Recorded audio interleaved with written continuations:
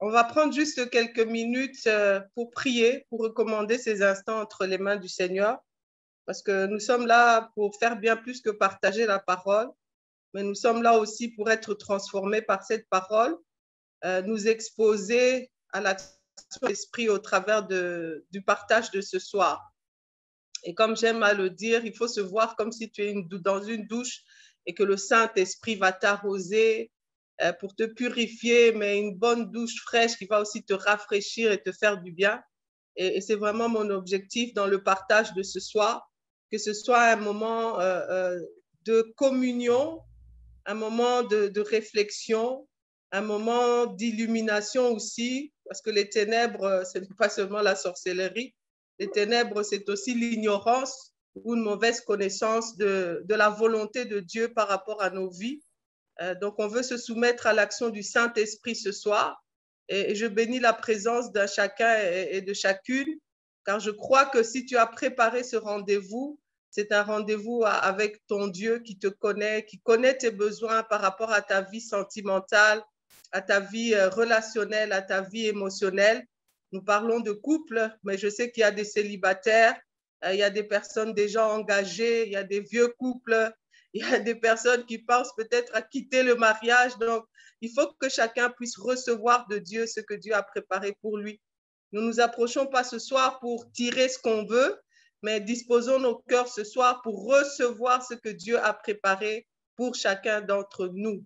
Je m'inclus dans le travail parce que bien que c'est moi qui donnerai le partage, je crois que autant que celui qui enseigne, autant que ceux qui sont enseignés, nous tous, nous pouvons recevoir la bénédiction de la révélation de la parole de Dieu. Donc, je vous prie, nous allons prendre juste que quelques minutes. J'aimerais que tu recommandes, comme je l'ai dit, ces instants entre les mains du Seigneur. Dis à Dieu, je suis venu assoiffé de toi. Je suis venu assoiffé de toi parce que tu es le Dieu qui sonde mon cœur. Tu es le Dieu qui connaît mes voies. Tu es le Dieu qui connaît mes préoccupations. Tu es le Dieu qui a un projet de paix et non de malheur pour ma vie relationnelle, pour mon couple. Alors, je me recommande à toi afin que tu agisses au travers de ces instants. Prions au nom de Jésus. Alléluia. Éternel, notre Dieu, je te dis encore une fois merci, Père de gloire, parce que tu es un Dieu bon. Quand nous disons que tu es bon pour nous, c'est parce que tu es lumière. Tu ne nous laisses pas dans la confusion des ténèbres. D'ailleurs, lorsque tu nous as sauvés, la Bible nous déclare que tu nous as transportés du royaume des ténèbres, du royaume de la confusion, du royaume, ô Éternel, du manque de la connaissance, de l'ignorance, des erreurs, ô Éternel. Tu nous as transportés de ce royaume de ténèbres, de confusion, vers le royaume du Fils de ton amour. Et nous sommes là ce soir dans ta présence glorieuse, parce que nous croyons que tu veux nous faire du bien. Et ce bien que tu veux nous faire, c'est nous éclairer aussi. C'est de nous faire entendre ta voix, de nous faire discerner encore ta volonté. Laisse que nous soyons là, assoiffés de toi, assoiffés de ta présence, assoiffés d'entendre une parole qui vient de toi. Tellement de gens dans la Bible ont dit seulement une seule parole. Ce soir, nous sommes là juste peut-être pour une seule parole, mais nous croyons que tu parleras bien plus encore. Nous nous abandonnons entre tes mains. Ne nous laisse pas repartir à vide ce soir, Père. Ne nous laisse pas repartir avec des questionnements éternels. Ne nous laisse pas repartir, ô Dieu, avec la confusion. Ne nous laisse pas repartir, ô Dieu, avec, éternel, nos préjugés, nos stéréotypes, ô Dieu, tous ces faux raisonnements qui nous empêchent d'expérimenter, encore une fois, la plénitude de ta divinité dans notre vie sentimentale, dans notre vie émotionnelle. Alléluia. Shadabakurias. Reba Santarabash. Mon frère, ma soeur, j'aimerais que tu puisses prier encore ce soir. J'aimerais que tu puisses prier. Demande à Dieu qu'il te donne l'écoute, celle des disciples. Que tu écoutes pas pour chercher là où tu peux contredire, là où tu peux résister à la voix de l'Esprit, mais que le Saint-Esprit dispose ton écoute, dispose ta compréhension, dispose ton entendement. Demande vraiment à l'Esprit de Dieu, touche mon cœur. Fais tomber en moi toutes les forteresses, tous les jugements qui ne viennent pas de toi. Que j'ai un cœur ouvert, un esprit disposé pour recevoir de toi. Demande au Saint-Esprit de t'aider parce que lorsque nous parlons des sujets du couple, de la vie sentimentale, émotionnelle, tellement de gens sont blessés, il y a des murailles qui se dressent. Mais ce soir, demande au Saint-Esprit de renverser ces forteresses afin que tu embrasses la lumière de la connaissance, que tu embrasses la lumière de la vérité et que tu puisses sortir de ce moment en disant « L'Éternel m'a fait du bien ». Prions et demandons au Saint-Esprit d'éclairer notre intelligence, de disposer notre écoute et notre entendement. Prions encore une fois au nom de Jésus. Alléluia. Alléluia. Shadabakoria Sente. Rababa Shekereba Santa. Esprit de l'Éternel, change nos cœurs de pierre ce soir en cœur de chair. Esprit de l'Éternel, donne-nous, ô Dieu, un esprit enseignable. Ce soir, donne-nous un esprit enseignable. Donne-nous l'humilité des seigneurs d'écouter comme les disciples. Donne-nous l'humilité d'accepter, pourquoi pas, la correction. Donne-nous, Éternel, l'humilité d'accepter l'instruction. Esprit de l'Éternel, sans toi, cela n'est pas possible. Change nos cœurs, Saint-Esprit de Dieu. Éclaire notre intelligence. Donne-nous le discernement qui s'appuie sur ton action, Esprit de l'Éternel, nous avons besoin de toi. Et c'est pourquoi, dans le nom de Jésus, je viens encore prendre autorité contre toute puissance des familles, toutes les puissances de la fausse religion, toutes les puissances des philosophies des hommes qui peuvent se dresser ce soir, oh Dieu, contre la connaissance de la vérité. Nous renversons ces forteresses dans les cœurs, nous renversons ces forteresses dans les pensées et nous proclamons que Jésus est Seigneur. Nous proclamons que Jésus est Seigneur. Nous proclamons que Jésus est Seigneur. Alléluia. Que le Seigneur te bénisse. Est-ce que tu peux parler à ton Dieu qui n'a pas honte d'être appelé ton Dieu? Dis-lui, papa, je sais que tu m'aimes et que tu as un projet de paix et non de malheur pour mon mariage. Dis à Dieu, je reconnais, peu importe mon passé, peu importe les expériences négatives, les échecs, les rejets, je recrois ce soir que le projet que tu as pour moi dans ma vie sentimentale, pour mon mariage, est un projet de paix, car tu veux me voir prospérer dans ma relation.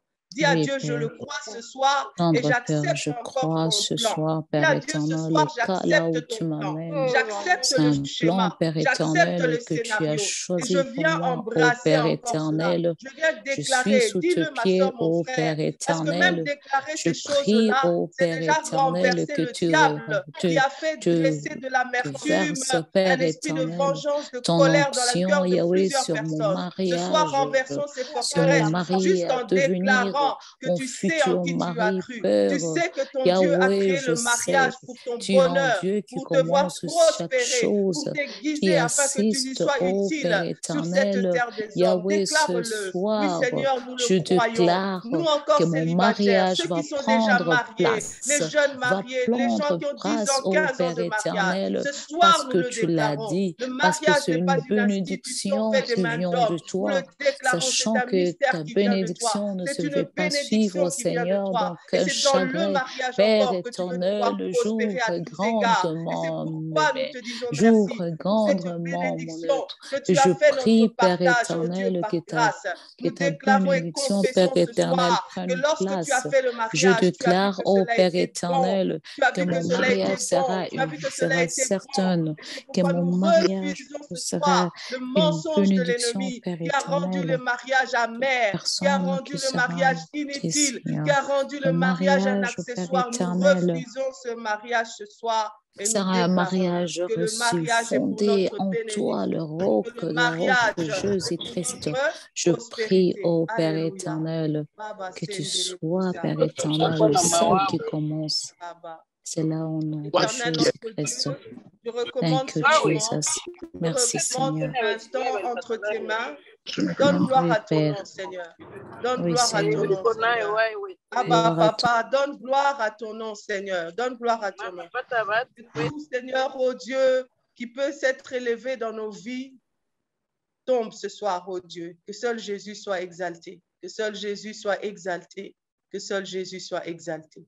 C'est au nom de Jésus-Christ que nous avons ainsi prié et nous disons Amen, Amen, Amen. Si tu es là, tu peux applaudir dans le chat pour que le Seigneur voit que tu as dit, je suis prêt à manger, je suis à la table du roi et je suis affamé, j'ai soif de la connaissance. Tu peux applaudir dans le chat, dire Seigneur, je suis là. Toi, le Dieu qui me voit, c'est parce que tu veux me faire du bien. Tu veux me faire du bien. Ce bien-là, ce soir, peut-être va te faire un peu mal, va te faire un peu grincer des dents, mais ça va te faire du bien. Est-ce que quelqu'un est en train de dire, Jésus, je t'aime parce que tu m'as laissé aussi la bénédiction du mariage. Tu m'as laissé aussi ce mystère de, oh oui, que deux valent mieux que un. Et je le crois, je le crois, je le déclare et je le confesse au nom de Jésus. Alléluia. Alléluia. On me demande d'utiliser la vidéo. On va le faire, mais on va voir si ça ne va pas perturber notre connexion. Mais je vais avancer. J'ai activé la vidéo, mais le temps que ça prenne. Bonsoir les amis. Nous sommes là pour échanger autour de ce merveilleux thème que mon couple est différent et il servira à la gloire de Dieu dans cette génération. Il servira au royaume de Dieu dans cette génération. Alléluia. J'ai utilisé ce thème parce que dans nos milieux chrétiens, nous entendons souvent, je pense que c'est une déclaration qui vient de la communauté des chapelles des vainqueurs qui a déclaré « Mon cas est différent, mon cas est différent ». Et pourtant, nous voyons, malgré les chrétiens qui déclarent que leur cas est différent, nous voyons pourtant les chrétiens tomber comme des païens. Nous voyons les chrétiens échouer comme des païens, mais avec le nom de Jésus. Donc, de la même manière, nous pouvons déclarer ceux qui sont mariés ou ceux qui prévoient ou projeter de se marier. C'est avec beaucoup de foi, avec beaucoup d'enthousiasme que les gens déclarent « Non, non, non, mon cas est différent, mon couple sera différent, mon couple est différent. » Mais ce soir, toi et moi, nous voulons réfléchir, est-ce que réellement notre couple est différent? Est-ce que réellement, moi, célibataire, je prends des dispositions pour que mon mariage soit différent, pour que ma relation de couple soit différente? Est-ce que je suis en train de poser les bonnes fondations?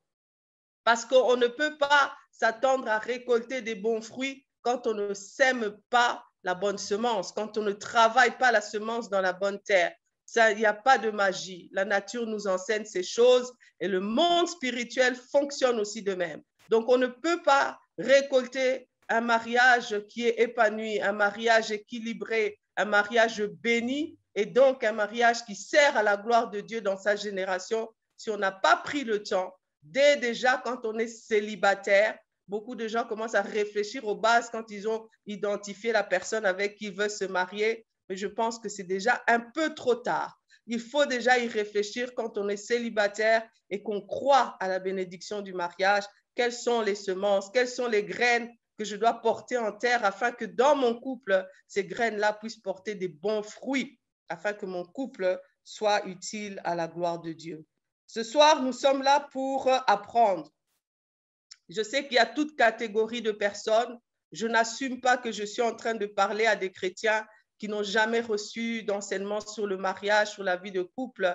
Certaines même peuvent me dire, mais elle-même célibataire, là, qu'est-ce qu'elle peut enseigner, qu'est-ce qu'elle connaît? Mais je crois à la sagesse de Dieu qui nous rend capables, si nous maîtrisons la parole, la doctrine, d'enseigner sur toutes choses par la grâce du Saint-Esprit. Et l'expérience aussi d'encadrement des couples que j'ai depuis plus de 20 ans me permet, je le pense, par la grâce de Dieu, de vous apporter quelques ingrédients pour que votre soupe puisse bien produire et qu'elle soit goûtante, que ce soit un couple qui va être un couple utile à la gloire de Dieu. Ce soir, nous sommes là pour recevoir aussi l'illumination. Dans les milieux chrétiens, il y a des mots qu'on n'aime pas, parce que ce sont des mots que les occultistes, les gens des sectes, des sciences occultes se sont accaparés, se sont appropriés ces termes-là, alors que ces termes-là sont parfaitement bibliques. Donc ce soir, nous sommes là pour être illuminés. Nous sommes là pour sortir, comme je l'ai dit dans ma prière, de toute forme de ténèbres et d'obscurité. La Bible dit, si tu es dans les ténèbres, si tu es dans la confusion, comment est-ce que tu pourras diriger tes pas?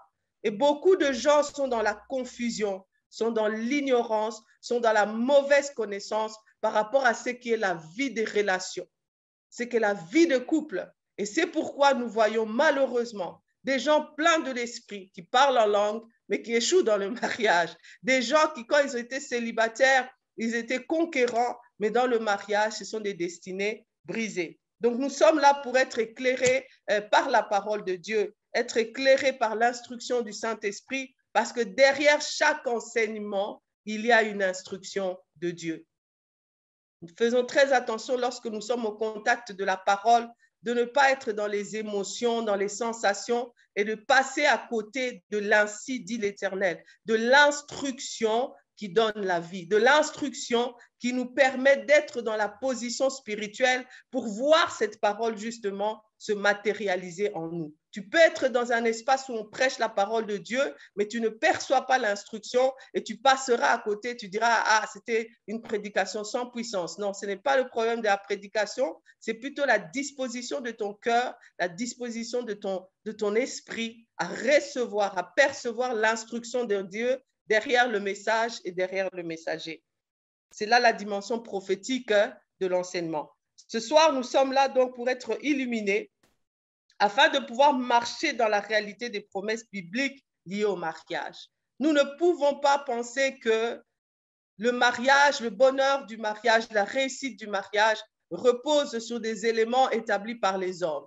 Il y a des promesses bibliques claires qui nous rassurent que lorsque quelqu'un quitte son père et sa mère et qu'il s'unit à une autre personne, lorsque deux personnes décident de faire route ensemble et d'associer Jésus, il y a des promesses claires, des promesses bibliques claires qui nous rassurent que ce voyage à deux sera un voyage qui va nous conduire à la réussite. Donc, pour que nous puissions vivre la réalité de ces promesses, il faut que nous soyons éclairés sur la pensée de Dieu par rapport à cela.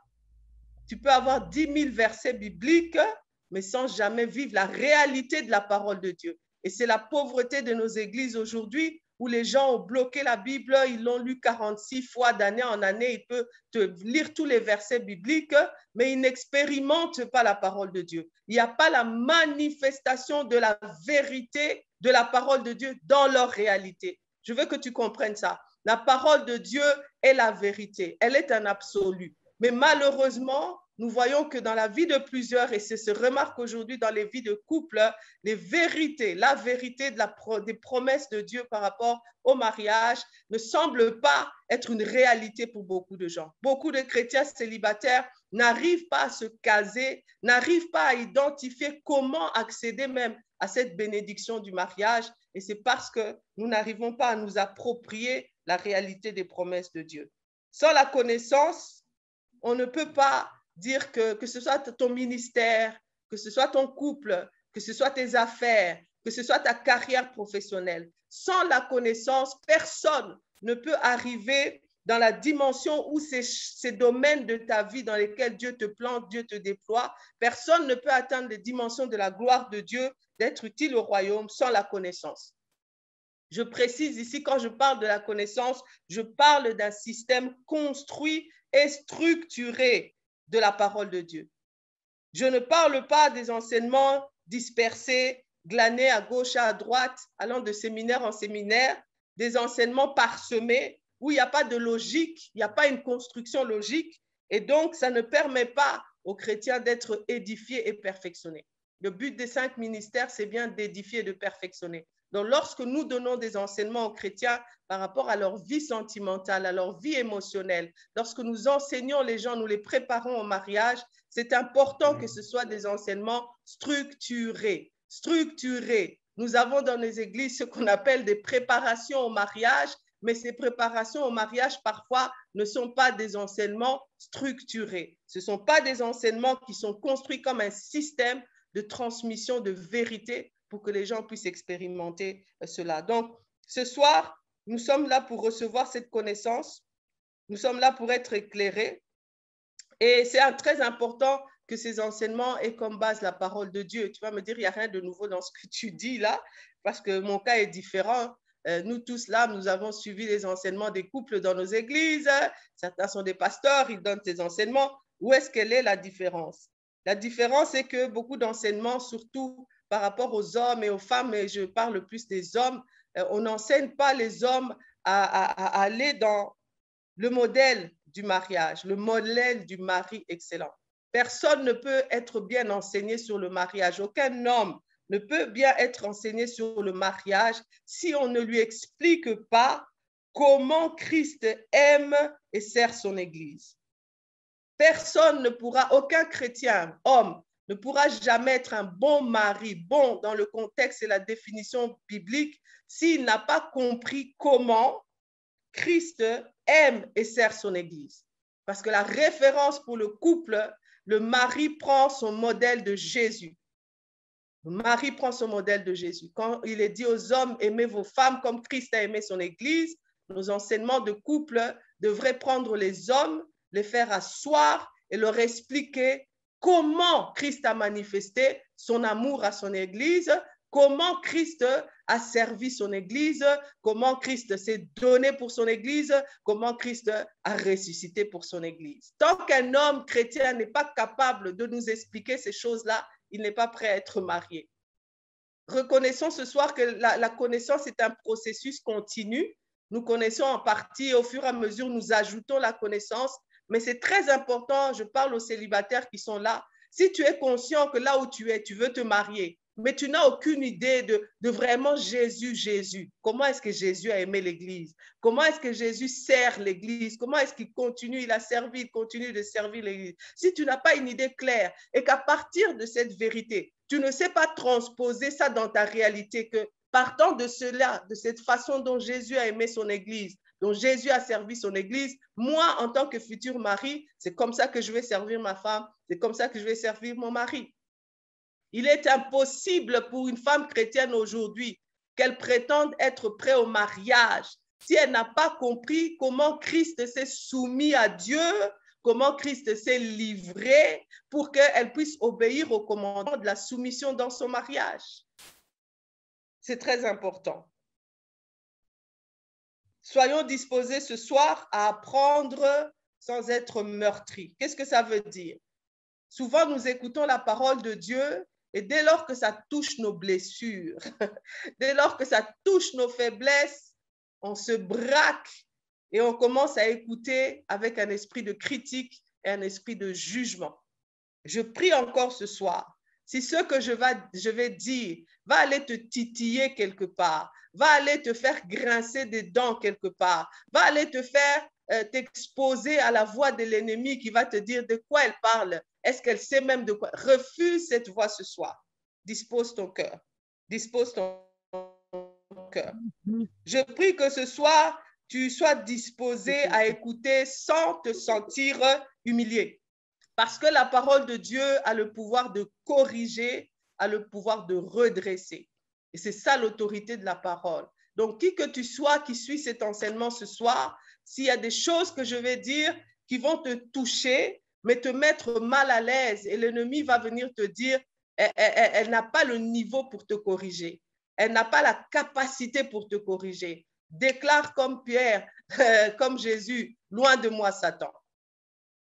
Soyons disposés ce soir. Comme je l'ai dit, derrière tout enseignement, il y a une instruction.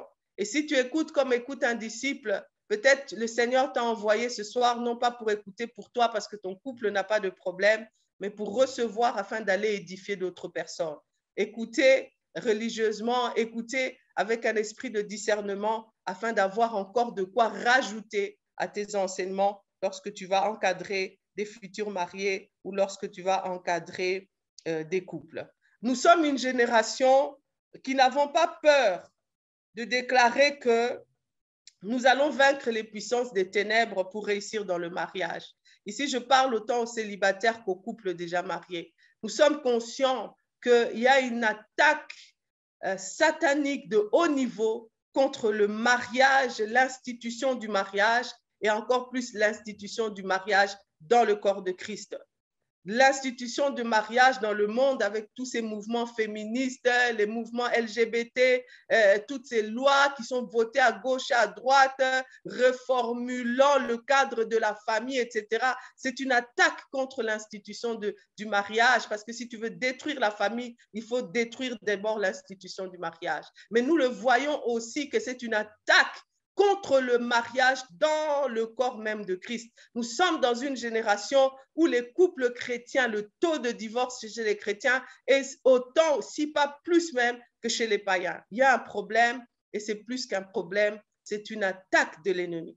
Donc, ce soir, nous sommes là pour être enseignés. Les célibataires, vous êtes là ce soir pour dire, mon cas sera différent. Mon couple sera différent. Ne laisse pas le diable te dire, ceux qui ont échoué avaient déclaré ça aussi. Non, non, non, non. Ce soir, tu déclares, ceux qui ont échoué n'avaient peut-être pas entendu les choses que j'ai la grâce d'entendre ce soir. Déclare avec moi que ton cas sera différent. Toi qui es déjà marié, le diable peut te dire, ceux qui ont eu 10 ans, 15 ans, à la 16e année ont divorcé, avaient déclaré ces choses. Déclare-le, je suis là pour terrasser ces forteresses. Mon couple va servir à la gloire de Dieu pour montrer qu'il est facile de surmonter même des épreuves comme l'infidélité, de surmonter des épreuves comme la stérilité, de surmonter les épreuves comme l'incompréhension, de rebâtir sur les ruines même d'un couple pour repartir avec un sang nouveau, avec une énergie nouvelle, avec un amour nouveau, afin que mon couple puisse servir à la gloire de Dieu. Cette prise de décision, mes sœurs et mes frères, quand vous vous mariez, selon le modèle chrétien, sachez que vous vous êtes engagés dans le combat spirituel. Dans vos familles, dans votre nation, le fait que vous êtes deux enfants de Dieu, renouvelés dans leur intelligence, on va revenir sur ça, et que vous vous mariez dans le modèle d'un homme et d'une femme, vous vous engagez inconsciemment, involontairement dans le combat spirituel. Vous êtes une cible pour l'ennemi parce qu'il ne va pas vous laisser réussir votre mariage. Il ne peut pas vous laisser réussir vos fiançailles. Il ne peut pas vous laisser aboutir dans vos fiançailles et vous marier dans un mariage qui honore Dieu, dans un mariage qui honore les parents, dans un mariage qui est saint. Il ne va pas vous laisser parce qu'il ne faut pas que le monde se rende compte que maintenant, donc il y a des gens dont leurs couples sont différents. Nous ne devons pas nous marier, surtout les sœurs qui m'écoutent célibataires, pour l'euphorie du voile et de la fête. Ce n'est pas ça. Le mariage est un combat spirituel. Le mariage est un champ de bataille. Donc, il faut y aller avec cette compréhension des choses-là. Oui, nous réjouissons, nous célébrons parce que je me marie, je suis mariée, mais nous devons être sobres et veillés, car l'ennemi, notre adversaire, le diable, rôde pour disperser les mariages, pour faire échouer des fiançailles qui ont bien commencé, pour disperser des fiançailles, aller mettre des couples qui devaient être ensemble dispersés, et puis ils recréent des binômes qui ne doivent pas se retrouver ensemble, et ils condamnent donc des gens dans 3 ans, 5 ans, 10 ans à finir par le divorce parce qu'ils n'étaient pas censés se retrouver ensemble. Donc ce soir, soyons conscients que lorsque nous disons que mon couple sera différent, tu t'engages dans le combat spirituel. As-tu les armes pour ce combat? Si tu es avec ton conjoint ou ta conjointe, regarde là un peu. Si tu écoutes avec ton fiancé, demande-lui, est-ce que tu as les bonnes armes pour ce combat? Vous voyez les policiers, quand c'est pour leur routine, les circulations habituelles dans le quartier, ils sont juste avec un petit revolver et ils se promènent calmement.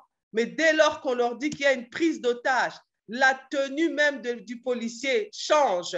D'ailleurs, on change même d'équipe. On dégage les simples gendarmes, on dégage les simples policiers et on appelle l'équipe de SWAT, on appelle l'équipe antiterroriste. Donc, j'aimerais qu'un couple chrétien comprenne. Il y a trop de nonchalance, il y a trop de gens qui n'ont pas conscience que le mariage est un lieu de combat. Je ne veux pas te décourager d'être heureux de trouver le repos dans le mariage, mais je veux que nous ayons conscience de ça. Les 3 passages sur lesquels je m'appuie et qui ont donné naissance à ce thème. Le premier, quand nous disons mon cas est différent, mon couple est différent, je suis dans Malachie, chapitre 3, verset 18, le livre de Malachie, d'autres disent Malachie, chapitre 3, le verset 18, Malachie, chapitre 3, verset 18. Si tu es parti dans le Nouveau Testament, c'est que tu t'es perdu. Malachie est dans l'Ancien Testament, chapitre 3, verset 18. Nous connaissons ce verset. Il dit ceci, et vous verrez de nouveau. C'est-à-dire qu'il y a un moment, il y avait la différence, et puis à un moment, il y a eu la confusion, on n'arrive plus à reconnaître qui est qui, et le prophète se lève, il dit non, non, non, ce n'est pas terminé. Il y a une saison qui vient, il y a un temps qui vient, il y a une génération qui vient. Celui qui s'identifie dans cette génération, on peut dire dans le chat, c'est de moi qu'on parle. Il y a une génération qui vient, qui va faire qu'on verra de nouveau la différence entre le couple des justes et le couple des méchants. Quelqu'un qui me suit dit dans le chat, c'est de moi et de mon mari, moi et de ma femme qu'on parle. On verra maintenant la différence entre les couples qui servent Dieu et les couples qui ne servent pas Dieu. Tu vas dire, maman Blanchine, tu n'es pas au courant que même les pasteurs divorcent?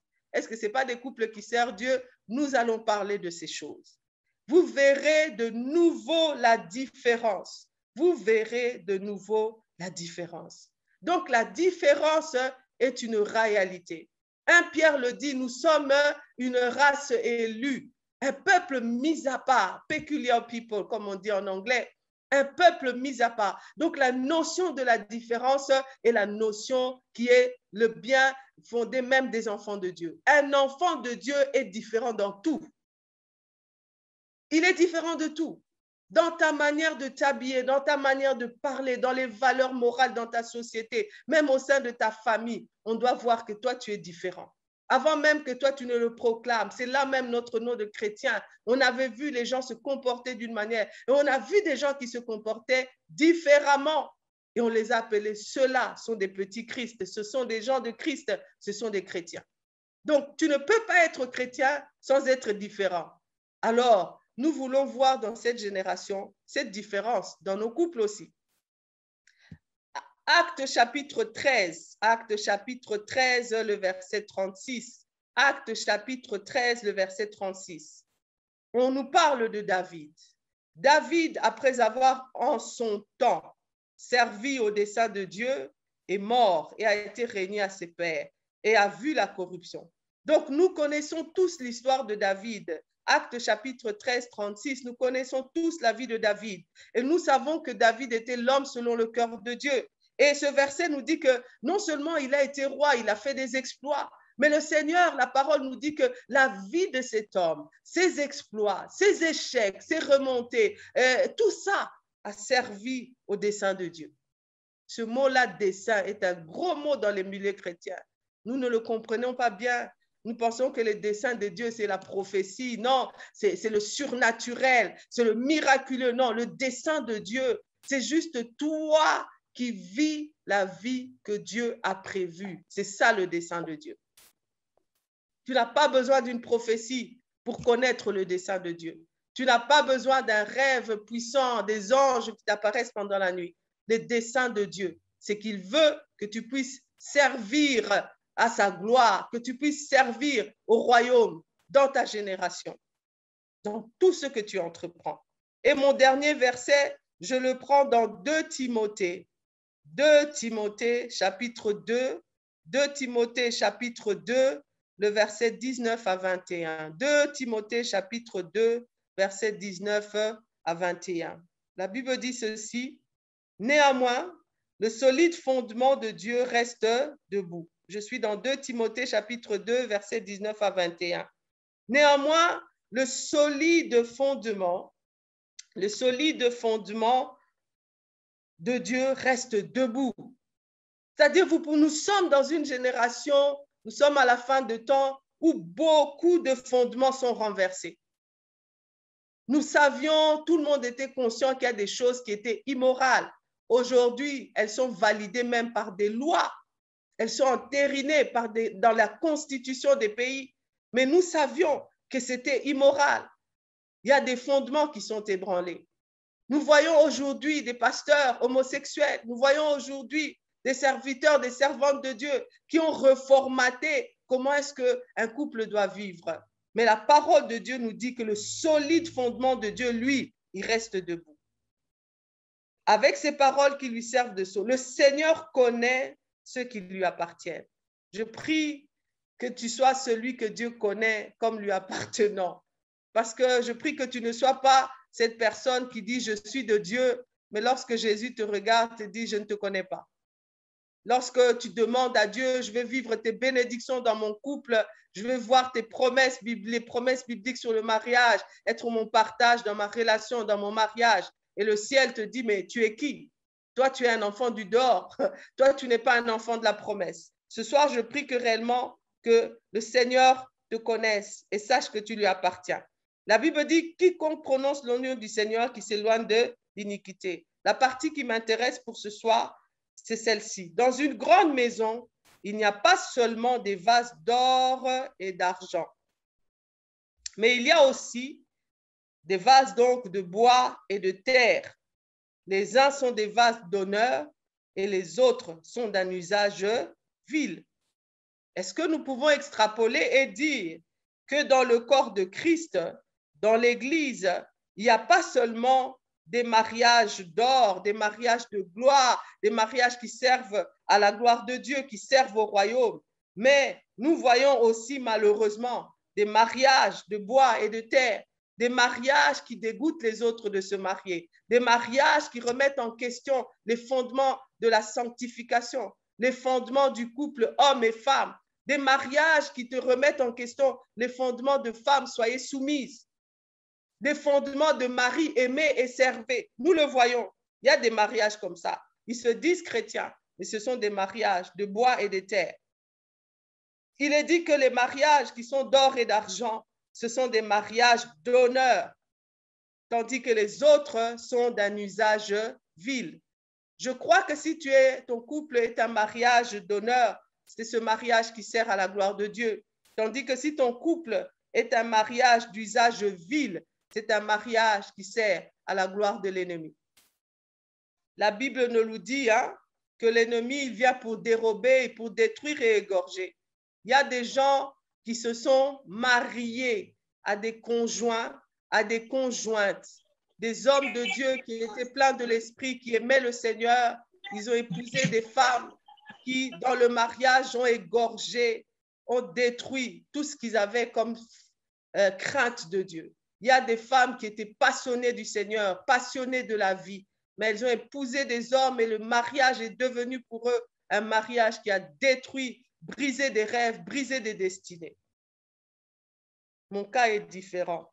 Mon couple est différent. En quoi est-ce que ton couple est différent? Ce soir, je vais peut-être choquer quelqu'un et dire que cette différence-là n'est pas parce que vous deux, vous êtes des chrétiens. Nous tous, nous comprenons aujourd'hui que le seul fait de confesser Jésus ensemble n'est pas la garantie que nous allons réussir dans le mariage. Nous tous, nous sommes conscients aujourd'hui que ce n'est pas parce que nous citons le nom de Jésus, ce n'est pas parce que nous servons que notre cas sera différent, que notre couple sera différent. Ne sois pas choqué, on va expliquer ce que je suis en train de dire. Parce que tu peux dire, mais maman Blanchine, la parole a dit que la différence sera justement entre ceux qui le servent et ceux qui ne le servent pas. De quel service parlons-nous là? Parce que si aujourd'hui des hommes de Dieu, des femmes de Dieu divorcent, servant Dieu 10 ans, 20 ans, 30 ans, il y a un problème. Nous devons comprendre qu'il y a un mystère derrière le service dont on parle ici. Nous devons comprendre qu'il y a un mystère. Le mariage est un mystère. Le mariage est un mystère. Et beaucoup de chrétiens se sont mariés en termes de cérémonie, de fêtes, en termes de principes de société, mais ils ne se sont pas mariés pour entrer dans le mystère du mariage. C'est possible sur cette terre des hommes que toi et moi, nous puissions soutenir la gloire de Dieu, que nous puissions manifester sur la terre des hommes la gloire de Dieu. Et il y a deux institutions sur cette terre qui peuvent puissamment manifester la gloire de Dieu. La première institution, c'est l'Église. La deuxième institution qui peut manifester puissamment la gloire de Dieu, c'est le mariage. Parce que autant l'Église qu'autant le mariage, ce sont des mystères qui permettent aux chrétiens de voir la dynamique du Père, du Fils et du Saint-Esprit, de voir comment le Père aime le Fils, comment le Fils aime le Père, comment le Saint-Esprit en communion. C'est dans le mariage et dans l'Église que ces deux mystères spirituels sont palpables, sont visibles à l'œil nu. Donc, si nous n'entrons pas dans le mariage, dans la compréhension de ces choses, nous n'en vivrons pas les bienfaits. De la même manière, il y a des gens qui viennent chaque jour à l'église, mais qui ne perçoivent jamais le mystère de l'église, qui ne vivent pas les bénédictions attachées au mystère de l'église, parce qu'ils n'ont pas compris. Aujourd'hui, donc, si on doit expliquer aux gens la Trinité, en fait, excusez-moi pour ceux qui ne sont pas dans l'enseignement ou dans dans l'enseignement théologique de la Trinité en termes de Trinité, mais nous croyons tous que notre Dieu est Père, il est Fils, il est Saint-Esprit. Ceux qui ne comprennent pas ce mystère, en fait, on devrait leur dire, si tu ne comprends pas la dynamique de Dieu, Père, Fils et Saint-Esprit, regarde juste dans le mariage, regarde ce mariage chrétien. Et en regardant la dynamique de l'homme et de la femme, waouh, les gens doivent se dire, ah, c'est comme ça que les deux ne font qu'un. C'est comme ça que personne ne fait quelque chose sans l'autre. Jésus dit que mon Père est avec moi en tout temps. La dynamique, le mystère de Dieu, le mystère de la dynamique de la relation de Dieu avec son Fils, du Fils avec l'Esprit, est palpable, est visible. Nous pouvons le contempler dans l'Église et nous pouvons le contempler dans le mariage. Toi qui dis que ton couple est différent, je te pose une question avec beaucoup de respect et d'humilité. Est-ce que si nous regardons ton mariage, c'est la dynamique du Père, du Fils et du Saint-Esprit? Est-ce que lorsque nous regardons ton mariage, nous pouvons comprendre comment Jésus a aimé, comment Jésus a servi? Quand nous regardons, toi, ma sœur, comment tu vis avec ton mari, est-ce que nous pouvons comprendre comment Jésus s'est humilié, obéissant à son Père, dans la manière où toi, tu es soumis à ton mari? Ou est-ce que quand on regarde vos mariages, les gens sont dans la confusion et se disent, waouh, si c'est ça le mariage, vaut mieux que je reste célibataire. Aujourd'hui, chacun de nous croise des chrétiens célibataires qui disent, waouh, waouh, waouh. Quand je regarde, c'est comme si le mariage brise la destinée des gens. C'est comme si le mariage étouffe le potentiel des gens. C'est comme si le mariage vient broyer le ministère des gens. Parce que nous regardons les couples autour de nous, les couples chrétiens, et il y a très peu de modèles de bonheur, d'épanouissement. Il y a très peu de modèles de gens qui ont persévéré dans les épreuves. Il y a très peu de modèles de sanctification en couple, de pureté en couple dans cette génération. Nous parlons de cette génération. En quoi est-ce que nous sommes appelés à être différents avec les couples païens? Les couples chrétiens expérimentent la stérilité. Les couples chrétiens expérimentent le manque financier. Les couples chrétiens expérimentent les attaques de la pornographie. Les couples chrétiens expérimentent les attaques de l'homosexualité. Donc, lorsque Dieu dit qu'il y aura la différence, est-ce que c'est la différence? Ça veut dire que ce qu'eux, ils expérimentent, nous, on ne va pas l'expérimenter. Nous disons non directement. Et c'est déjà là quelque chose qu'il faut corriger dans les enseignements que nous donnons au couple. Nous vendons le mariage chrétien, nous vendons aussi le salut. Si tu donnes ta vie à Jésus, tu ne seras plus jamais malade, tu ne seras plus jamais bloqué. C'est complètement faux. La Bible dit que vous aurez toutes ces choses et avec elles des persécutions, des tribulations. Nous devons prévenir les jeunes fiancés que vous entrez dans le mariage, mais attendez-vous à expérimenter des situations comme la stérilité. Attendez-vous à expérimenter des situations où il y a l'agression de la prostitution, l'agression de la pornographie, l'agression des philosophies comme le féminisme qui vont venir chercher à renverser les fondements de ta relation avec ta femme. Ce que les couples païens expérimentent en termes de maux, de difficultés, de problématiques, les couples chrétiens, nous l'expérimentons aussi. Donc, lorsqu'on parle de différence, ce n'est pas la différence que nous n'allons pas vivre ces choses. Non, nous allons aussi passer ces choses-là. Ma sœur, ton mari aussi va être sollicité par les filles légères qui circulent pour qu'ils commencent des conversations obscènes. Ton mari aussi, même s'il est pasteur, il parle en langue, il sera exposé à ces choses-là aussi. Papa, toi aussi, tu seras exposé à ta femme qui va vouloir prendre la place du chef dans le foyer. Tu seras exposé à ça aussi. Parce que si nos filles chrétiennes, on ne veut pas parler du féminisme à l'église, si on n'enseigne pas aux filles de Dieu à comprendre quelle est la différence entre le féminisme et Dieu qui veut valoriser ses filles, Dieu qui dit à ses filles, vous êtes puissantes, glorieuses. Nous aurons demain des femmes qui vont refuser la soumission dans leur mariage. Elle va désirer le mariage, elle va prier pour le mariage, elle va entrer dans le mariage. Mais dès que toi, frère, tu vas lui parler de femmes, soyez soumises, elle va dire, non, non, non, non, non. Donc, les agressions du monde, les sœurs, ne vous frustrez pas. Comme maman Blanchine est en train de parler des soumissions ici. Non, non, non. Nous avons dit les fondements de la parole. La soumission, elle est biblique, mais dans quel contexte? Et qui est celui-là qui doit réclamer cette soumission? Quel est l'environnement qui est favorable à cette soumission? C'est ça le problème. Le problème n'est pas de oui ou non la soumission. Il n'y a même pas de débat là-bas. La soumission, elle est la volonté de Dieu pour la femme envers son mari et pour le mari et la femme envers Dieu. Nous mettons les choses en place.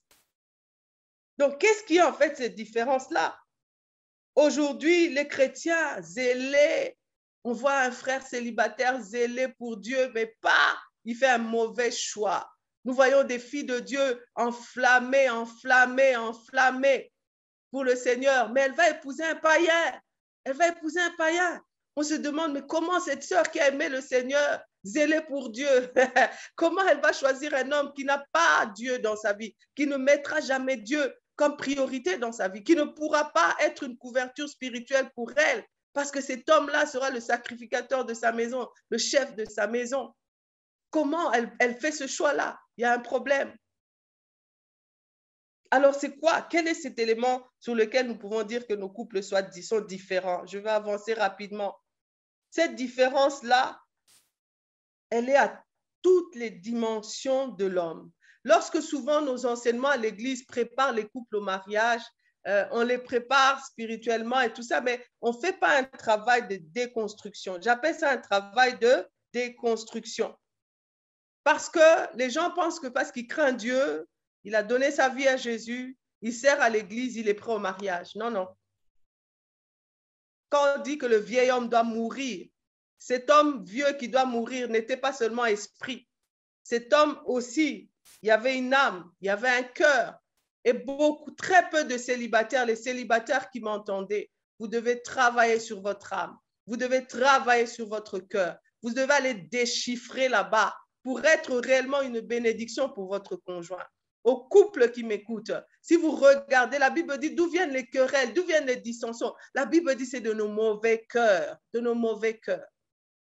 Aucun conjoint ne peut sauver son conjoint. Non, non, personne. Et nous sommes des adultes qui suivons cet échange. Et je suis formatrice. C'est difficile de transformer un adulte.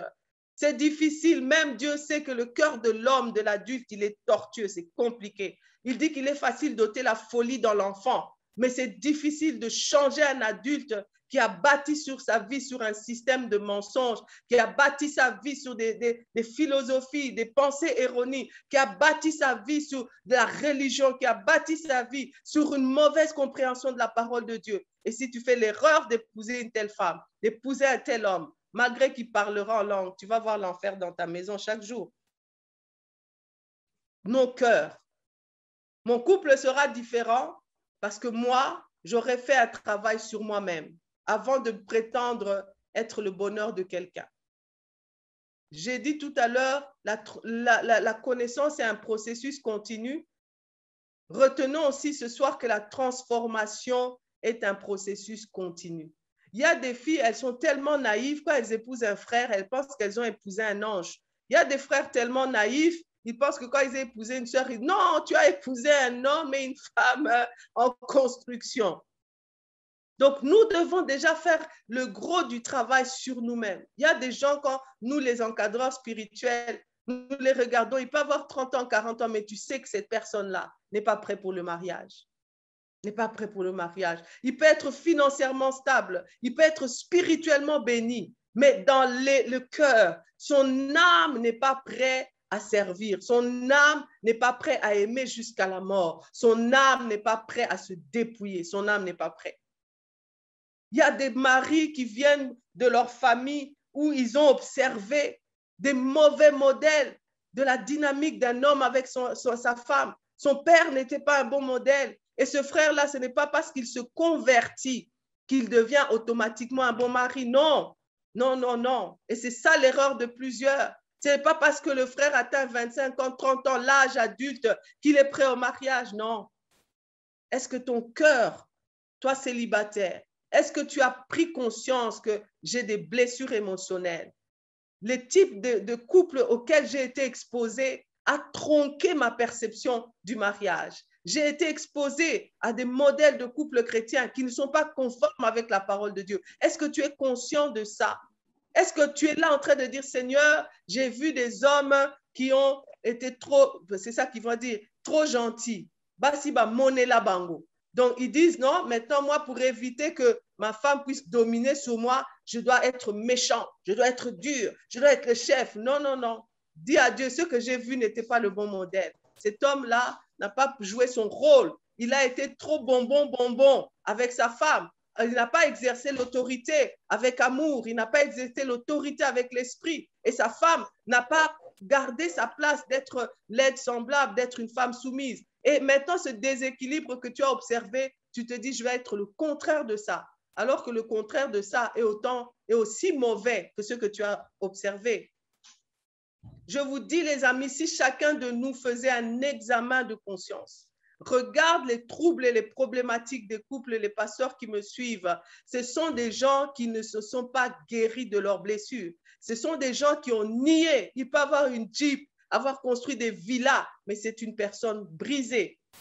Et il est impossible à une personne brisée, blessée, d'être une bénédiction pour quelqu'un, à moins qu'elle reconnaisse ses blessures, qu'elle les expose devant Dieu et qu'elle accepte la guérison. Tu peux être un pasteur. Tu as vécu toute ta vie entre les mains d'une marâtre qui t'a traumatisé, qui t'a brisé. Arrivé à l'école, la plupart des femmes que tu as croisées, c'était des femmes impolies, des femmes qui aimaient jouer avec les hommes, qui aimaient dominer sur les hommes. Si tu n'as pas conscience que cette image de la femme auquel tu as été exposée a détruit quelque chose en toi, tu vas te marier et tu vas tout faire dans ton couple pour ne jamais devenir l'homme qui subissait ce type de femme. Et ça va faire que ta pauvre épouse, qui n'a rien à voir avec ces femmes-là, va subir les attitudes d'un homme qui aime Jésus, qui peut être pasteur, mais blessé, et va blesser aussi dans le mariage. Ton cas ne peut pas être différent. Si tu pars de foyers où les gens ont été dans des relations brisées, des relations entre frères et sœurs, entre père, mère, dans ton entourage, tu n'as pas de référence de couple, des gens qui ont exprimé l'amour, le service, le don de soi, tu n'as pas ça. Et tu dis, je vais me marier parce que je me suis convertie, parce que je sers à l'église au protocole, parce que je suis chantre, et quand je chante, les gens tombent, parlent en langue. Ça n'a rien à voir, ça n'a rien à voir. Toi, dans ton mariage, tu vas vivre l'enfer. Mon cas est différent. Pour que ton couple, pour que nos couples, les amis, je vous assure, pour que nos couples servent à la gloire de Dieu, la Bible dit, avant de construire, assieds-toi. Prends conscience de l'édifice que tu veux bâtir, de ce que demande cette construction, non pas pour commencer, mais pour aller jusqu'à la fin. Vois maintenant ce que tu as à ta disposition. Et si tu sens que tu as tout ce qu'il faut, alors tu peux commencer. De peur que tu t'engages dans cet édifice, dans cette construction, et qu'à mi-chemin, tu te rends compte que tu ne peux pas finir. C'est ça la problématique du divorce. Des gens qui se sont engagés, on ne va pas réduire tous les cas de divorce à ça, mais beaucoup de couples, si on leur demandait de parler avec honnêteté, ils vont dire que je n'étais pas prêt. Souvent, les gens pensent que quand deux personnes divorcent, il y a nécessairement une mauvaise ou une bonne personne. Non, des fois, c'est juste deux personnes qui ne sont pas mauvaises, mais qui n'étaient pas prêtes. N'étaient pas prêtes. Deux personnes qui n'auraient jamais dû se retrouver ensemble. Mais au nom de nous avons Jésus, nous servons Jésus, on y va. Si ton couple veut être différent pour qu'il soit un vase d'honneur, il faut que tu t'asseyes. Le secret, il est là. D'aller chercher, d'accepter le processus de transformation continue. Il y a des gens, c'est juste une semaine après le mariage, ils se demandent, est-ce que la femme que j'ai épousée, c'est la femme avec qui j'étais fiancée ou comment? Il y a des femmes qui se disent, l'homme que le frère avec qui on était dans les fiançailles, est-ce que c'est cet homme ici? Il a changé, c'est comme si tu es passé de ange à démon. Non, non, non, c'était la même personne. Mais maintenant, le mariage a cette opportunité, ce n'est pas une opportunité. Le mariage sort le meilleur et le pire de nous. On reconnaît la maturité des gens dans le mariage aussi. Célibataire, c'est facile, hein, d'avoir une vie de prière. Célibataire, c'est facile d'être gentil. C'est quand tu es confronté à une personne, confronté parfois à une personne qui peut être l'opposé de ce que tu es, mais vous vous aimez et les caractères se frottent, les éducations se frottent, la perception même de Dieu se frotte. Et c'est là qu'on voit réellement si ce frère et cette sœur étaient réellement convertis, si réellement ils avaient compris qui est Dieu et s'ils avaient compris c'est quoi le mariage. Beaucoup de gens, votre problème n'est pas un problème de on s'aime ou on s'aime pas. Vous vous aimez. La problématique, elle est ailleurs. Deux personnes qui s'aiment, mais ce sont deux personnes qui n'ont pas eu le temps d'aller chercher de la guérison, qui n'ont pas eu le temps de construire en eux ce dont ils avaient besoin pour pouvoir servir en même temps qu'ils aimeraient le mari ou la femme. C'est une réalité. Il y a plein d'enseignements, mais tout commence là. Et je vous donne des références pour vous aider à comprendre ce que je dis ce soir. Exode 25, et c'est là où nous allons chuter, Exode 25, 40. La Bible dit ceci, regarde Exode 25, 40. Exode 25, 40. La Bible dit, regarde et reproduis selon le modèle qui t'a été donné sur la montagne. La montagne dans l'Ancien Testament est le signe du lieu de la rencontre avec Dieu. C'est là où il y a l'intimité avec le Seigneur, c'est le lieu de la prière. Regarde et reproduis.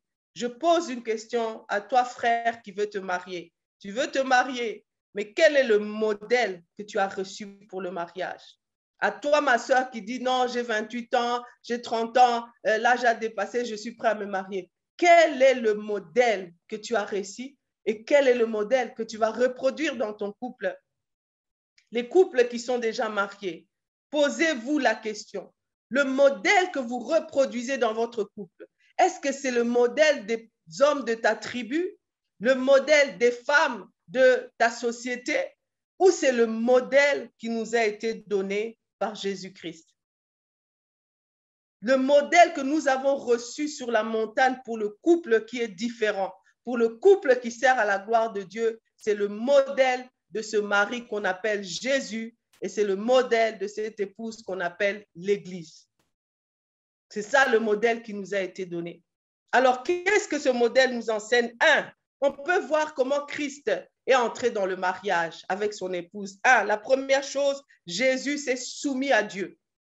Il a dit que, étant Dieu, il n'a pas vu comme une proie arrachée d'être l'égal de Dieu, mais il s'est humilié, il s'est soumis. Dès le départ, c'est pourquoi la Bible dit, pas seulement femmes, soyez soumises à vos maris. La Bible dit, vous tous, hommes comme femmes, soumettez-vous à Dieu. Est-ce que toi, frère, est-ce que toi, sœur, individuellement d'abord, mets ton mari que tu appelles mon mari est un démon, ma femme est une Jézabel, mets-la de côté. Est-ce que toi-même, tu es soumis à Dieu?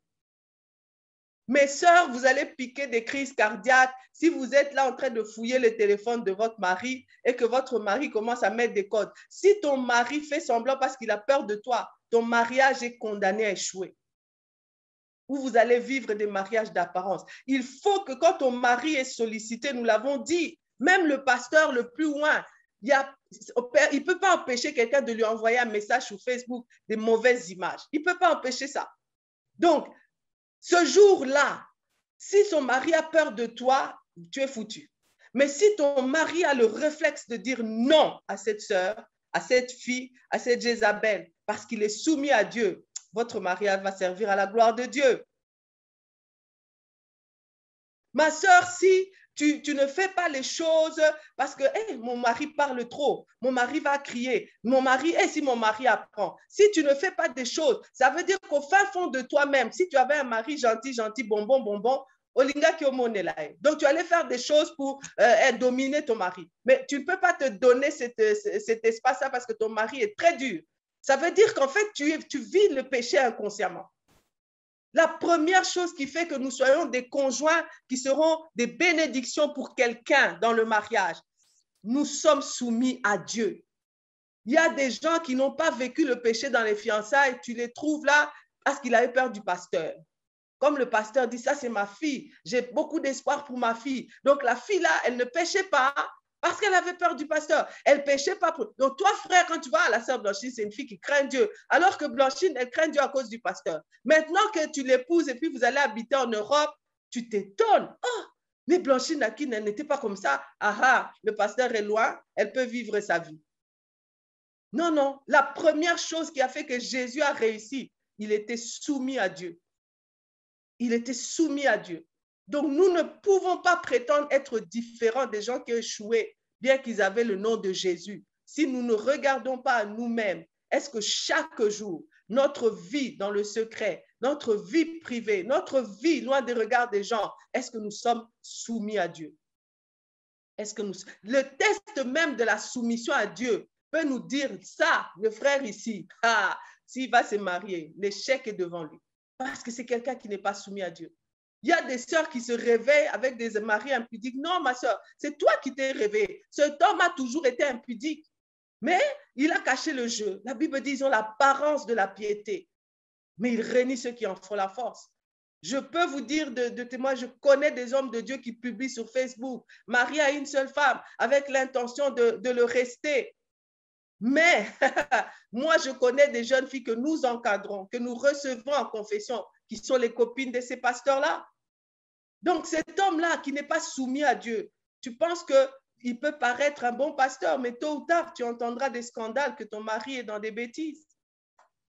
Ta femme-là, dans son cœur, elle n'était pas soumise à Dieu. Dans son cœur, elle nourrissait des passions, des ambitions. Et elle t'a épousée, elle était calme parce qu'elle ne travaillait pas, c'est toi qui travailles. Et puis Dieu l'a bénie, et puis tu t'étonnes. Hé chérie, hein, je ne parle pas des hommes qui sont mal à l'aise parce que leur femme gagne l'argent. Je parle d'un homme chrétien qui n'a pas de problème à ce que sa femme soit bénie, mais qui constate que depuis que madame est bénie, elle est devenue insoumise. Non frère, elle était insoumise depuis longtemps. La pauvreté ne lui donnait pas les moyens d'exprimer son orgueil. C'est ça le problème. Donc ce soir, nous devons nous dire, si je ne peux pas réussir dans mon couple, si je ne suis pas soumis à Dieu. Frère, dans ton mariage, est-ce que tu es soumis à Dieu? Maman, dans ton mariage, est-ce que tu es soumis à Dieu? On demande à des femmes d'être soumises à leur mari, mais la femme là elle-même n'est pas soumise à Dieu. Elle va se soumettre à son mari comment? Vous demandez à un homme d'aimer, il n'est pas soumis à Dieu. Il est soumis aux lois de sa tribu, il est soumis aux philosophies de sa tribu. Il ne va pas se soumettre à Dieu. Si sa tribu dit que la femme est un torchon, si sa tribu dit que la femme, il faut la traiter comme une esclave, il n'est pas soumis à Dieu. Il ne va pas avoir une relation d'égal à égal, d'être semblable et de mari qui couvre sa femme comme Jésus couvre l'Église. Ça ne viendra pas. La première chose, elle est là. Dès le moment où nous décidons d'être soumis individuellement, personne unique à Dieu, nous allons faire tomber nos traditions, nous allons faire tomber nos philosophies, nous allons faire tomber tous les faux enseignements qui sont contraires à ce Dieu-là qui nous sommes soumis. Je suis une femme, certains me connaissent, je suis dans la formation, dans le coaching, mais dans le coaching que je fais, je refuse certaines dynamiques parce qu'elles sont contraires à la parole de Dieu. Moi, je ne me présente pas comme une féministe parce que je sais ce que ça veut dire et ce que ça, les extraversions de ça. Je ne me présente pas comme ça parce que je suis une fille de Dieu. Alléluia. J'espère que quelqu'un me suit. La deuxième chose que Jésus a fait, c'est le dépouillement de soi. Il a accepté de se dépouiller. La Bible dit qu'il était pleinement Dieu et pleinement homme. Mais en descendant sur la terre en tant qu'homme, il s'est dépouillé d'une dimension qu'il avait. Lui, le Dieu qui maîtrisait l'univers, a accepté d'être exposé, d'être mis en danger. Il s'est dépouillé. La Bible déclare, il nous a libérés des vaines manières que nous avons héritées. Frère, sœur, qui veut te marier, qui est marié, est-ce que tu es un homme dépouillé? Est-ce que tu es une femme dépouillée? Est-ce que tu es un homme dépouillé? Le dépouillement, c'est s'exposer. Personne, si tu as un jour été volé, tu t'es senti mise à nu. Si un jour on t'a volé ton téléphone, on t'a volé ton sac et que tes papiers, ta carte, tout est parti, tu t'es senti comme si on t'a enlevé tes vêtements. Tu as eu ce sentiment d'être exposé, d'être mis en danger. Et c'est ça le dépouillement. Beaucoup de femmes aujourd'hui disent non, non, non, non. La soumission, elles ont peur parce qu'elles savent que si je me soumets, je m'expose. Si je tombe sur un mauvais homme, il part. Mais c'est ça la vie chrétienne. J'accepte la soumission. Je le fais à cause de Dieu, pas parce que mon mari est gentil ou mauvais. L'homme dit, si j'aime ma femme, si je tombe sur une mauvaise femme, quand je vais trop l'aimer là, elle va me dominer, elle va vouloir jouer avec moi. Non, le dépouillement, c'est accepter de s'exposer, sachant que si tu le fais pour Jésus, Dieu va te sécuriser. Le dépouillement de soi, c'est se dépouiller de nos traditions. Nous, chrétiens africains, même les Européens, tout le monde a des traditions.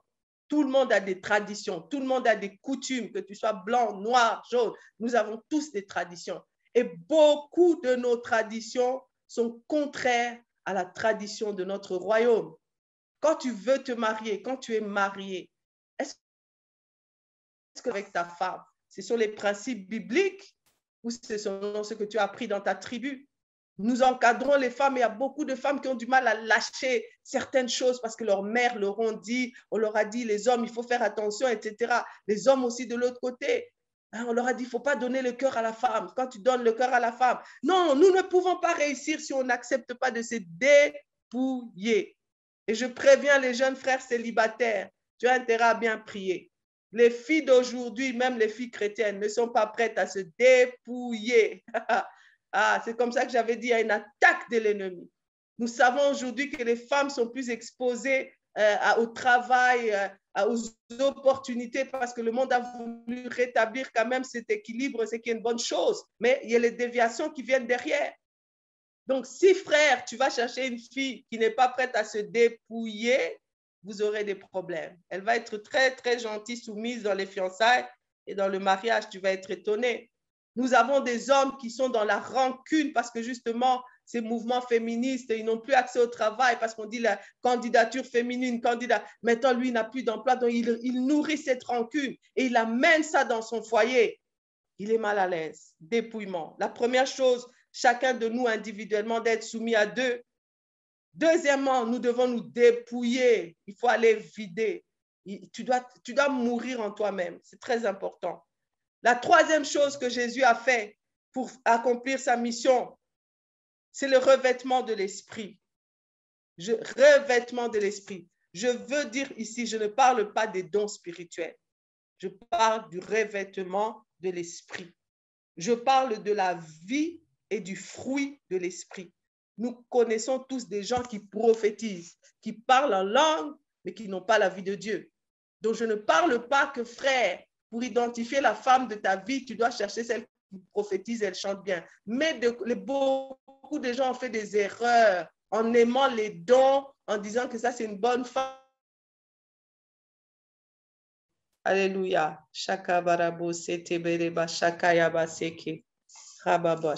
Donc, je parlais du revêtement de l'esprit. Beaucoup de chrétiens, je ne parlerai pas de la naïveté parce qu'ils n'ont fait que suivre ce que la parole de Dieu nous dit, mais nous savons aujourd'hui que quelqu'un peut manifester les dons de l'esprit sans manifester le fruit de l'esprit. Et ce qui fait tenir le mariage, ce n'est pas les dons spirituels, c'est le fruit de l'esprit. Parce que le fruit de l'esprit, c'est la personne transformée dans son caractère. Et le caractère touche le cœur, le caractère touche l'âme. Donc, les amis célibataires, ne vous fiez pas aux dons spirituels. Ne dis pas que maman Blanchine est la personne à épouser parce qu'elle prêche bien, elle prophétise. Tu fais le mauvais choix et tu ne seras pas différent des gens qui vont échouer. Pose la question aux femmes qui ont épousé les prophètes. Pose la question aux frères qui ont épousé des prophétesses.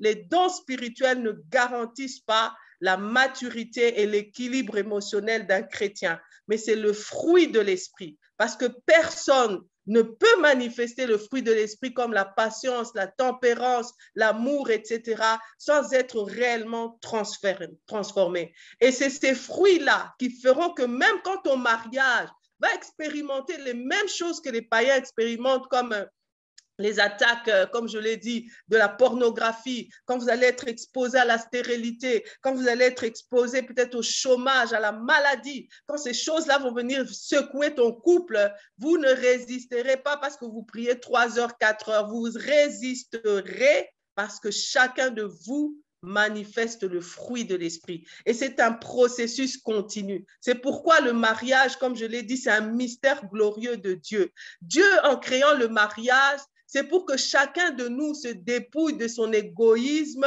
de ces petites choses au contact du prochain qu'il rencontre dans le foyer et que nous nous élevions au-delà de notre propre personne. C'est encore plus sublimé quand vous devenez parent.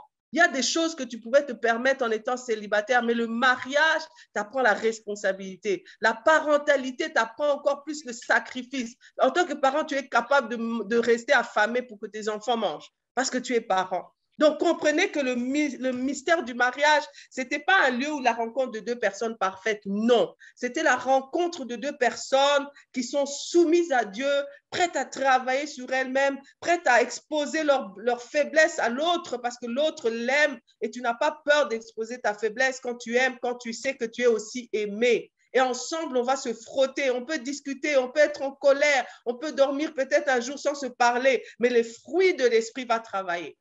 Ton mari peut même déconner, je veux même dans ces exemples extrêmes, ton mari peut commettre l'adultère, ta femme peut commettre l'adultère. Ta tradition dit que ça, c'est la malédiction, il faut la dégager, il faut se séparer de lui. Mais parce que tu es soumis à Dieu, parce que vous avez vu le fruit de l'esprit, tu vas dire non, je serai là, je vais me tenir à la brèche, le fruit de l'esprit.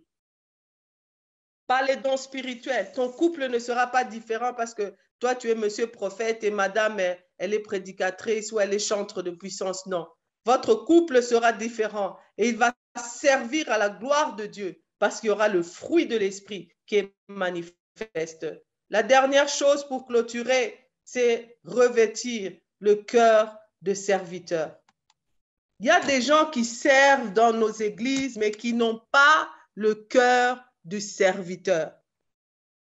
Beaucoup de gens, c'est là où je vous avais dit, mais maman, tu dis ce n'est pas servir. Non, ce n'est pas servir. Nous avons des pasteurs qui servent pas pour le cœur de serviteur.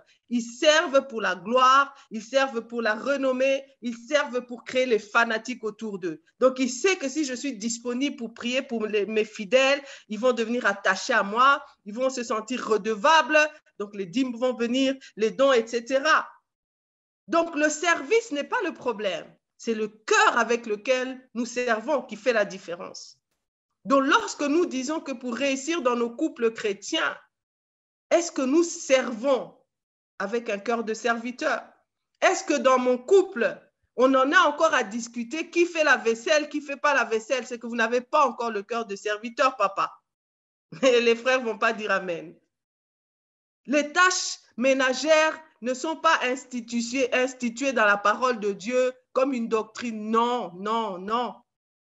Dans le cœur de service, chaque couple peut adapter qui fait quoi. Les seuls rôles qu'on ne peut pas toucher et interposer dans le couple, interchanger dans le couple, c'est qui est le chef. C'est l'homme qui est le chef. Ça, quelles que soient les constitutions qui font, l'homme est le chef dans le couple chrétien. Nous le disons, nous le soutenons. C'est l'homme chrétien qui est le chef de son foyer. C'est lui qui est la tête de sa maison. On ne peut pas changer ce rôle-là dans un couple chrétien. Mais ce que nous pouvons changer, c'est qui fait quoi? Qui s'occupe de ça? Parce que nous regardons notre dynamique à nous, de notre couple. Et le fait d'aller reproduire le modèle que dans ce couple-là, papa ne fait pas la vaisselle, dans ce couple-là, maman ne fait pas ceci, mais ce n'est pas ce qui va vous faire réussir.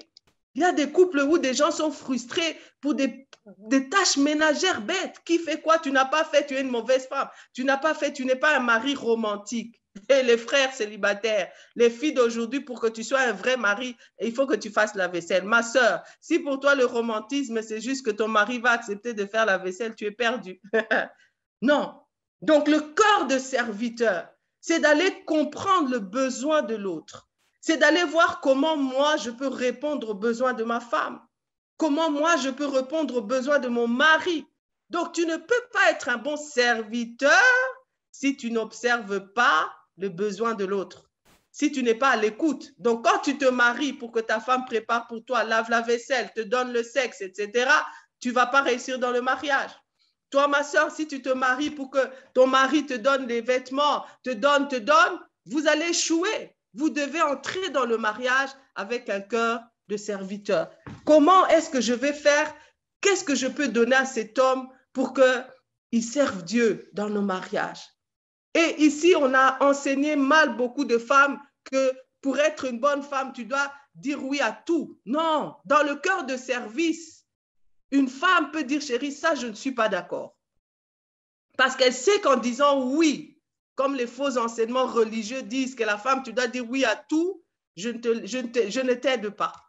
Je ne t'aide pas. Donc, être une bonne femme, ce n'est pas accepter tout, excusez-moi d'utiliser ce terme, connerie de ton mari. Non, non. Il faut dire, mon chéri, je dis non, tu ne pars pas. Cet ami-là, je ne veux plus le voir à côté de toi. Ça, c'est un cœur de serviteur. Parce que tu sais que je ne vais pas être comme Naomi, manquer de donner un bon conseil à mon mari. Et ce conseil-là peut lui éviter des mauvaises choses. Qu'il écoute ou pas, après, ce n'est pas ton problème. Mais toi, tu joues ton rôle parce que tu veux servir. On ne sert pas seulement dans le mariage avec les tâches ménagères. On sert, beaucoup d'hommes ne servent pas dans le mariage en tant que sacrificateurs. Ils amènent l'argent, ils amènent la nourriture, mais ils ne servent pas dans leur rôle de sacrificateur. Très peu de maris chrétiens sont capables d'animer le culte du foyer. Très peu de maris chrétiens sont capables de faire asseoir femmes et enfants et de leur enseigner la parole de Dieu. Mais ils leur payent des voyages, ils leur achètent des belles voitures. Ce n'est pas pour ça que Dieu t'a établi chef d'abord. Tu es d'abord le Abba de ta maison. C'est toi qui amènes la vie de l'esprit dans ton foyer, dans le cœur de service. Donc ce soir, nous avons parlé de... ça peut être tout un séminaire, mais j'ai voulu juste, comme je l'ai dit dès le début, lancer des choses. Je prie que chacun attrape sa balle et continue le travail. Les célibataires qui sont là, j'ai posé des bases de réflexion. Ne regarde pas à ton âge, ne regarde pas à ton âge, ne regarde pas ce que la société dit. Aie pitié de ton âme, aie pitié de ta future femme et de ton futur marié si tu es célibataire. Si tu n'es pas prêt, demande à Dieu, travaille sur moi. Mais si tu es conscient déjà du travail que tu as à faire, tu dis, Seigneur, donne-moi le mariage parce que je vais continuer ce travail-là dans le mariage. Si vous êtes déjà en couple, notre Dieu est un Dieu de nouveau départ. Il y a des situations qui sont irréversibles simplement parce que les deux personnes ne veulent pas travailler. Mais dans toute situation de couple, si on a deux personnes qui sont prêtes à travailler, l'adultère, les trahisons, tout ça, c'est capable de reconstruire. C'est capable de reconstruire. Donc ce soir, mon couple est différent et il servira à la gloire de Dieu. C'est possible, c'est possible, c'est possible. Mais chacun de nous doit participer avec le Saint-Esprit à ce travail. Chacun de nous doit se prendre au sérieux, s'examiner en toute sincérité et honnêteté et dire que chez moi, je ne respecte pas le modèle de Christ dans cette dimension, et c'est à cause de ça que je ne peux pas être une bénédiction pour mon couple et que mon couple ne peut pas servir à la gloire de Dieu. Nous allons prendre juste 5 secondes pour prier. Là où tu es, tu peux commencer à prier. Cette prière est le début d'une prière, c'est le début d'une retraite, mais prie là où tu es. Dis, Seigneur, je crois que si mon couple est embrouillé pour le moment, je viens d'entendre des choses qui peuvent m'aider à redresser ce qui est courbé, à revenir sur le droit chemin, à revenir en marche arrière. J'étais déjà sur un chemin tortueux qui m'amenait déjà vers la mort de mon foyer, de mon couple, mais ce soir, je fais rétropédalage, je reviens en arrière. Ce soir, quelqu'un est en train de prier et dire, Seigneur, je pensais que j'étais prêt à me marier parce que j'avais l'argent, parce que j'avais l'âge, mais ce soir, je comprends que oui, si c'est vrai que je vais me marier, mais je comprends le travail continu que je vais devoir faire sur moi-même. Ce n'est pas 2 personnes parfaites qui se marient, mais c'est de ces 2 personnes, 2 argiles qui acceptent de s'abandonner entre les mains de l'habile potier pour qu'il fasse de l'un et de l'autre 2 personnes qui seront source de bénédiction.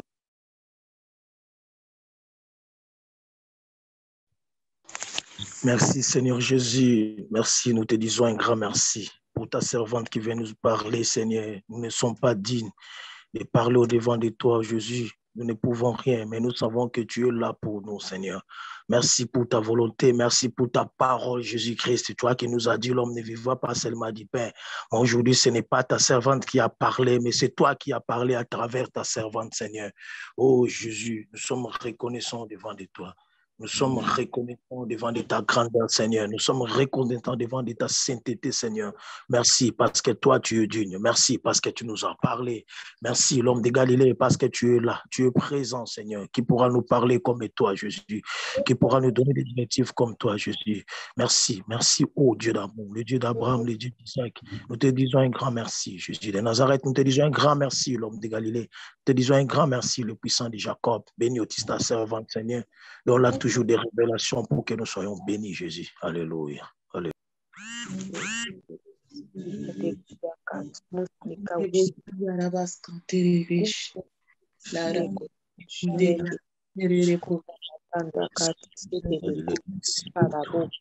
Merci. Paul qui nous a donné encore la vie, Seigneur. C'est la lumière, Yahweh. Merci, Jésus. De l'ignorance, mon Dieu. Merci, car tu as dit que vous connaîtrez la vérité et elle vous affranchira. Merci.